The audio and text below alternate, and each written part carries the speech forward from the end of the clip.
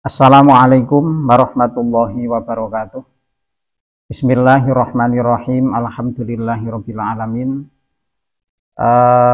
Pemirsa Alia Channel yang saya muliakan, bahwa dalam kesempatan ini kita ingin menjawab beberapa persoalan berkaitan dengan kurban yang sudah kita terima dari masyarakat. Persoalan yang pertama, apakah wajib niat dalam berkurban? Kita jawab bahwa niat dalam berkurban itu hukumnya adalah wajib.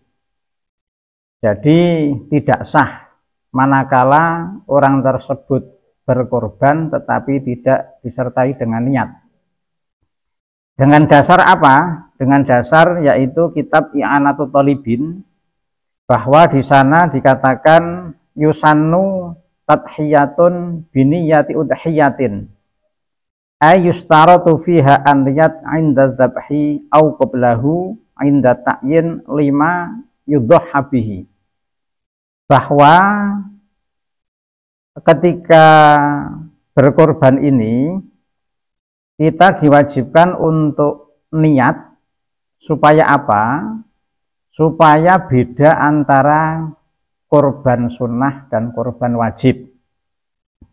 Karena korban sunnah dan korban wajib ini mempunyai ketentuan-ketentuan sendiri-sendiri. Nah, kemudian niat berkorban ini boleh dilaksanakan ketika orang tersebut menyembelih hewan korban. Satu.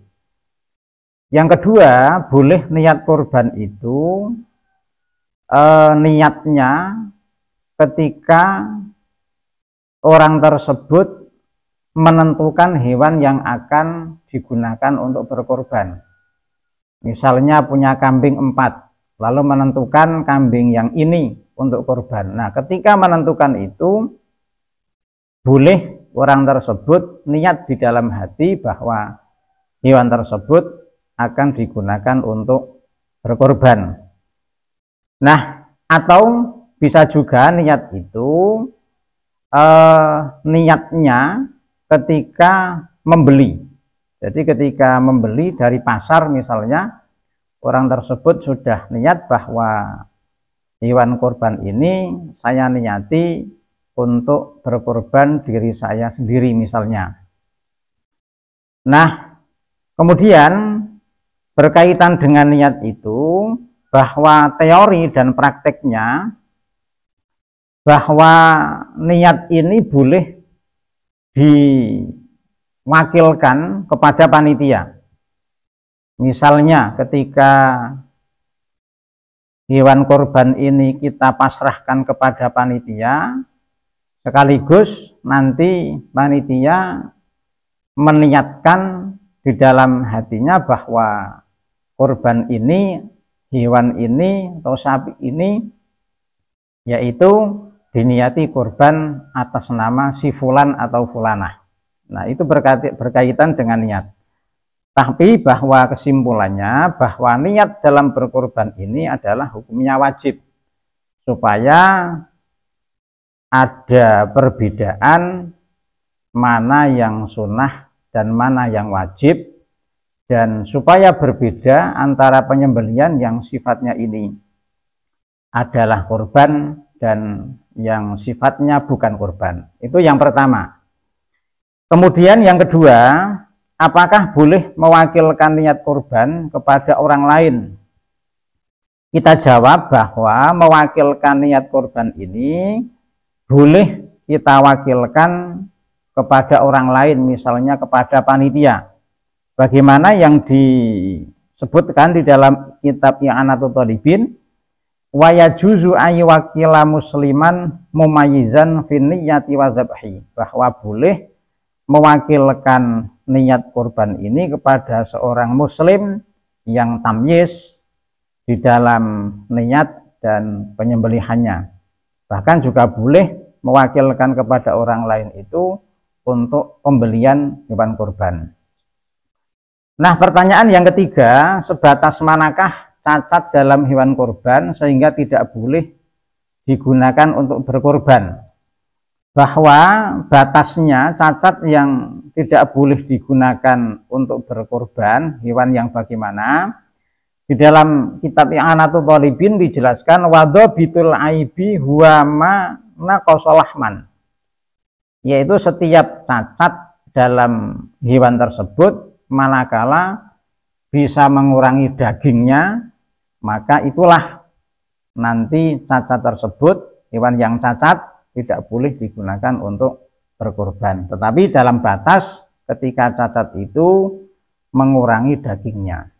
Kemudian yang nomor 5, apakah boleh penyerahan uang oleh pekorban kepada panitia agar dibelikan hewan korban sekaligus pembagian dagingnya? Sekali lagi bahwa orang yang berkorban menyerahkan uang kepada panitia agar dibelikan hewan korban, itu adalah hukumnya boleh, sebagaimana yang disampaikan oleh Syekh Abi Bakar Sato di dalam kitab I'anatul Talibin.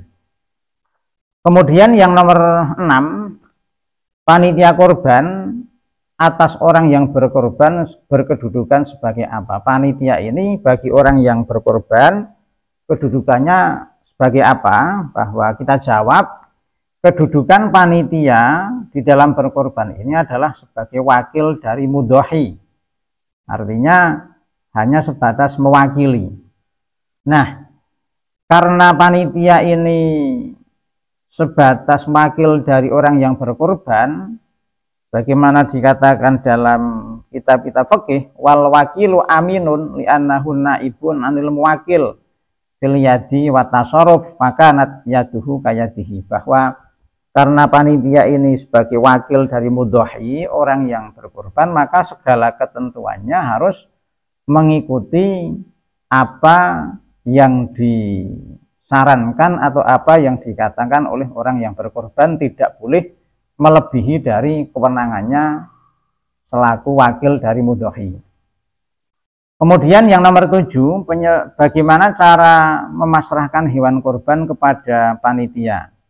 Bahwa pemasrahan hewan korban kepada panitia ini harus jelas pernyataannya tentang status korbannya, apakah korban sunnah atau korban wajib maupun urusan-urusan yang diserahkannya. Sekali lagi bahwa ketika orang yang berkorban ini memasrahkan kepada panitia, maka harus dengan bahasa yang jelas atau pernyataan yang jelas. Korbannya ini adalah korban sunnah atau korban wajib, sehingga nanti memudahkan untuk tasarruf atau pendayagunaan ketika hewan tersebut sudah disembelih untuk dibagikan. Nah, kemudian yang nomor 8, tugas pokok panitia korban itu apa saja? Bahwa tugas pokok panitia adalah sesuai dengan pernyataan atau pihak yang berkorban saat menyerahkannya, tidak boleh melanggar amanah ini. Sekali lagi bahwa panitia karena berkedudukan sebagai wakil dari mudhohi, maka tugas pokoknya itu adalah sesuai dengan pernyataan pihak yang berkorban saat menyerahkannya, tidak boleh melanggar amanah ini. Dikatakan di dalam kitab Al-Muhadzab, wala yamliku al-wakil minat tasarruf illa ma yaqtadihi idznul muwakil, bahwa seorang wakil, dalam hal ini panitia, tidak memiliki tasarruf atau kewenangan apapun kecuali ma yaqtadihi idznul muwakil, kecuali tasarruf itu disesuaikan dengan pernyataan atau arahan dari orang yang berkorban atau orang yang memberikan amanah, baik itu secara lisan atau dengan tulisan atau dengan istilahnya dengan WA atau alat-alat yang lain. Nah, tetapi bahwa kesimpulannya tugas pokok panitia itu adalah harus sesuai dengan pernyataan orang yang berkorban. Saya kira itu dulu, mudah-mudahan bermanfaat. Billahi taufiq wal hidayah. Wassalamualaikum warahmatullahi wabarakatuh.